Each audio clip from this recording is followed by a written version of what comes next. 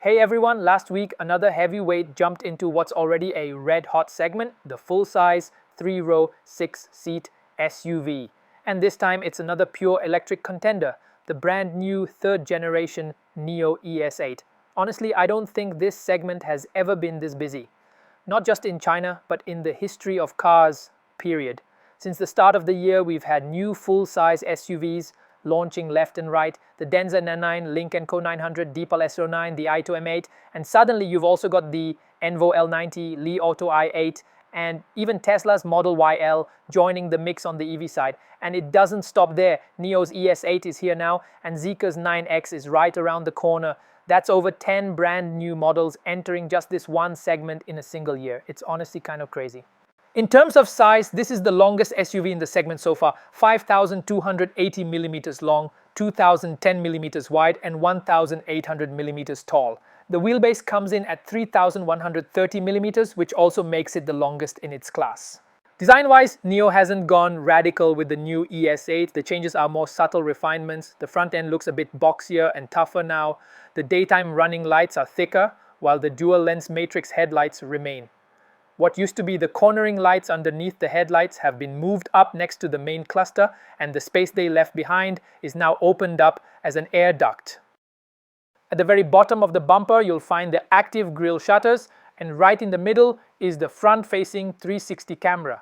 The problem is it sits really low, so it's going to get dirty quickly. And from what I can tell, Nio hasn't added a cleaning system for it like Tesla does. Yeah, so expect a blurry camera every time you hit a muddy road. Up on the roof, you'll spot Nio's signature Watchtower driver assist cameras, and when it comes to hardware, the ES8 is armed to the teeth. Nio basically brought down the full LiDAR setup from the flagship ET9. That means not just the roof-mounted unit, a 150-line LiDAR with the max forward detection out to 500 meters, but also an extra LiDAR on each side. And these are full mechanical units, not the cheaper solid-state sensors you see on something like the Avatar 11. The 360 camera and the side forward-facing driver assist cameras are all tucked into the side mirrors. And just like other new Nios, the mirrors also have those little blue lights that signal when the driver assist system is active.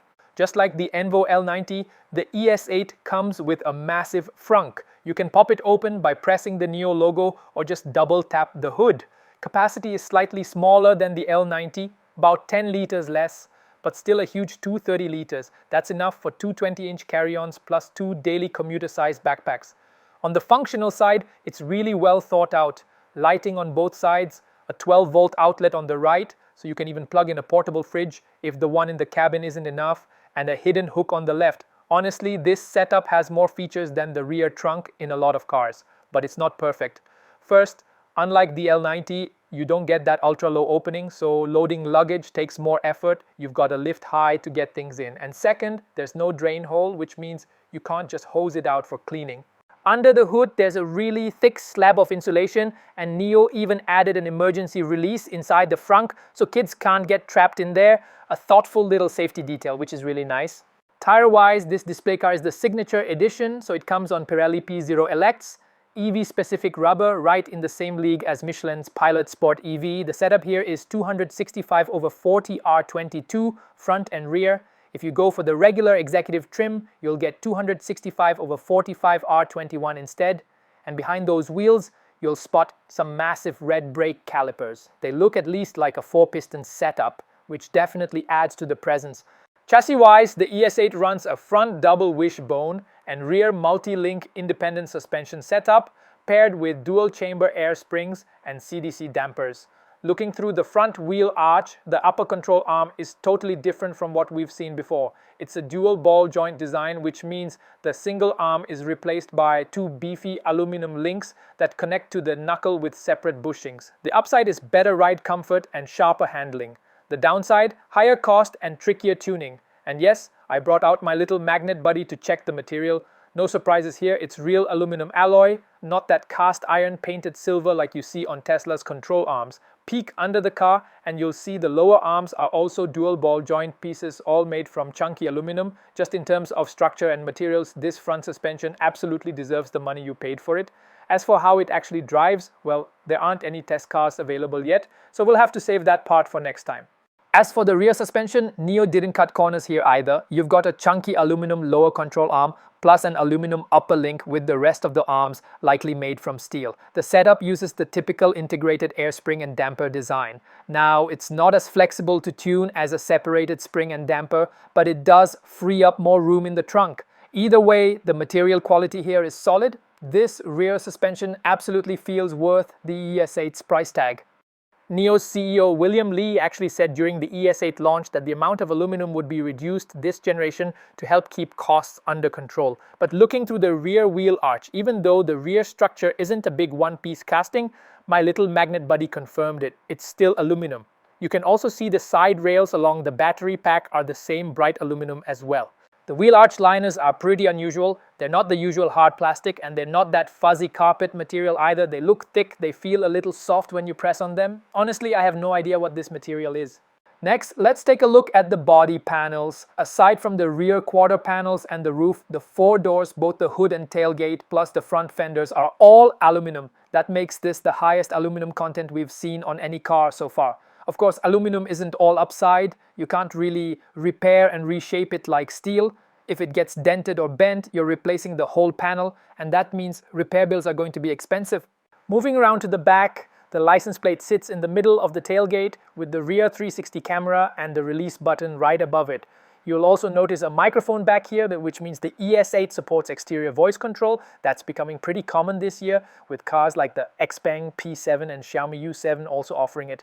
And with voice print recognition, you don't have to worry about some random person unlocking your car just by shouting at it. Look a little higher and you'll spot the hidden rear wiper, plus the watchtower style rear-facing driver assist camera mounted up on the roof. Open up the tailgate and look up. There's a light built right into the trim. It doesn't just light the trunk itself, it actually shines out behind the car, making it way easier to load or unload stuff at night. At first glance, the trunk might look a little small, right? But hold on. Let's talk about the functions first. On the right side, you'll see two full rows of buttons, almost as many as some cars have on their center console. The outermost button adjusts the rear ride height. Next to that, you've got controls for folding the seat backs. Then there's a button for sliding the seats forward and backward. The one with the numbers 2 and 3 lets you toggle whether you're adjusting the second or the third row. And the button right below it, that's a one-touch function to slide the third row forward and fold it flat, giving you maximum cargo space. That's why it's labeled Max. On the left side, there's a hidden hook plus a 12-volt, 180-watt power outlet. And out at the very corners, you'll also find anchor points for securing a cargo net. Now let's take a look at the storage space. The cargo floor here is actually not just 2 layers, it's 3. You can drop the cover down 1 level to increase the depth of the trunk, and if that's still not enough, you can remove the cover entirely and open up the deep well underneath. Do that, and the trunk height stretches to over 1.1 meters. With the third row seat backs set a little more upright, you can stack 6 20-inch carry-ons back here. So I didn't bring a tape measure, but I did use my iPhone to get a rough idea of the trunk dimensions. Width comes in at about 1.15 meters. With the cover in the top position, depth is roughly 44 centimeters and vertical height about 72 centimeters. Drop the cover to the lower level and depth is around 40 centimeters, while vertical height increases to about 87 centimeters. And if you still want more space, you can slide the third row forward by more than 10 centimeters, which gives you even more usable depth. The door handles are touch sensitive. Just place your hand on them and the locks pop open automatically. And all 4 doors have soft close, so you can just swing them shut gently and they'll pull themselves closed. Very elegant. The door panel design itself is pretty average. Nothing that really stands out, and honestly, I prefer the look of the Envo L90 setup. That said, the materials are definitely a step up from the L90. Everything is wrapped in soft leather, and the wild part is even the door pockets are lined in Alcantara. That's just over the top. The emergency mechanical door release is positioned really well, and it's the same for both the front and rear doors. No cost cutting there, which is great. The only thing I'm not a fan of is the wood trim near the armrest. It doesn't feel that nice to the touch. Both the front and rear windows use double pane acoustic glass, and what really impressed me is the thickness of the laminate in between. It's way thicker than what I've seen on other cars, at least twice as thick. So in terms of static sound insulation, this thing should be absolutely insane.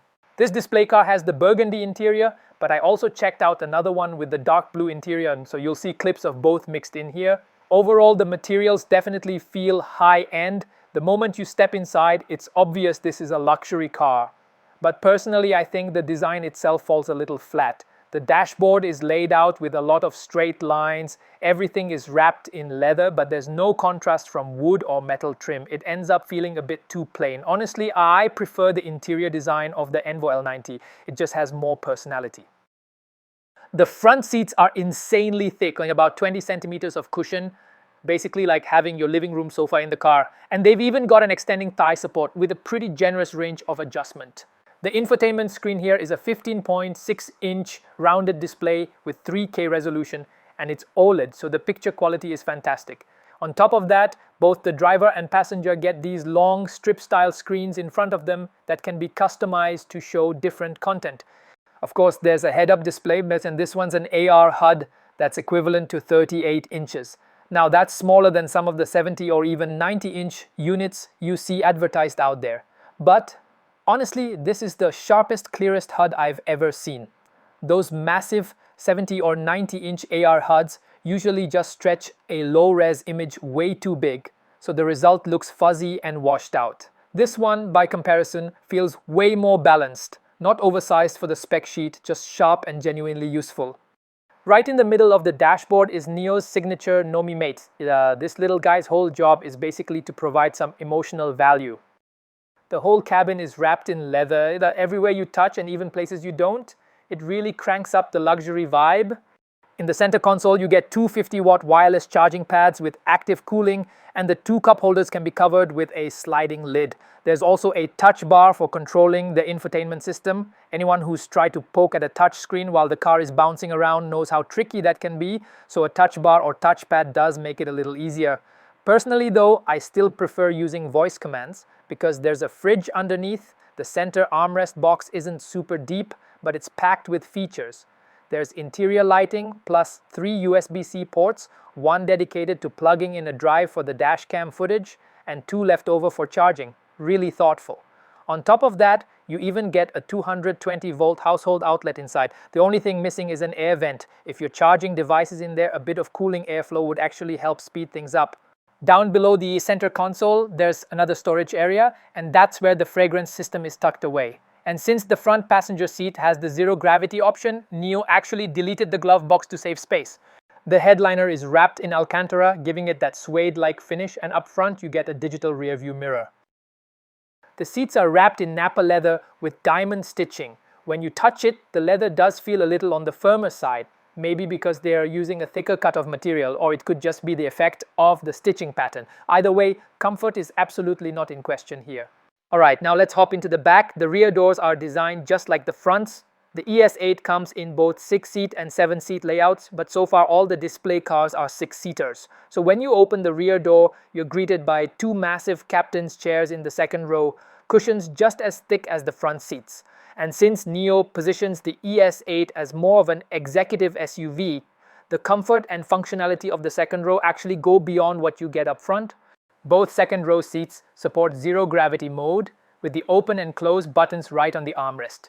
For reference, I'm 1.71 meters tall, and when I reclined into zero gravity, only my feet were left hanging. Both my thighs and calves had really solid support. There's even a power folding footrest behind the front passenger seat. The functions in the second row aren't completely symmetrical. Overall, the right side is a little more premium. They call it the boss seat. The armrest there is power adjustable and can move sideways. On the left side, the armrest is manual only and it doesn't slide sideways. Both of the second row armrests come with hidden cup holders, which is super convenient. What you don't get back here is a wireless charging pad. Charging is only through the USB-C ports. Some people actually prefer that though, since you can keep using your phone while it's charging. But there is a downside to these chunky armrests. When they're upright, they actually get in the way of climbing into the third row. Your thigh or even your hip can get caught on them. So if you're heading to the third row, make sure to fold both armrests down first. Up top in the second row, you get a massive entertainment screen, 21.4 inches with 3K resolution. At first, you might think nothing special, right? Even the $30,000 DeepL-SO9 comes with a rear screen this big. But here's the difference. This one uses mini LED tech, same as the MacBook Pro. So the picture quality is way better than a standard LCD. And it was at this point that I finally understood why the Envo L90 doesn't have a streaming rear view mirror or a 21-inch rear screen. Nio's clearly saving those for the ES8 to separate the positioning and the price. The overhead reading lights are long strips which give much better illumination than the usual little spot lamps. On either side of the rear entertainment screen, you even get vanity mirrors, and there's a hidden hook tucked into the B-pillar. Behind the front passenger seat, there's also a fold-out tray table. Kind of makes me wonder, is Nio suggesting the boss works here while the secretary sits next to them doing nothing? Behind the center armrest, there's an 8-inch color display for controlling all the rear seat functions, and just below that, you've got a fridge with both cooling and warming modes. It even goes down to -2 degrees Celsius. Not sure if that's cold enough to keep ice cream from melting, but it's close. The rear side windows come with manual sunshades. But since this display car is the signature edition, the glass itself is also electrochromic. Here's a 4-time speed clip with the timer running so you can see how fast it changes. It's not exactly quick, but it is faster than the Xiaomi U7's panoramic roof. Still, it's nowhere near as instant as the MG IM5's roof, which basically switches tint instantly.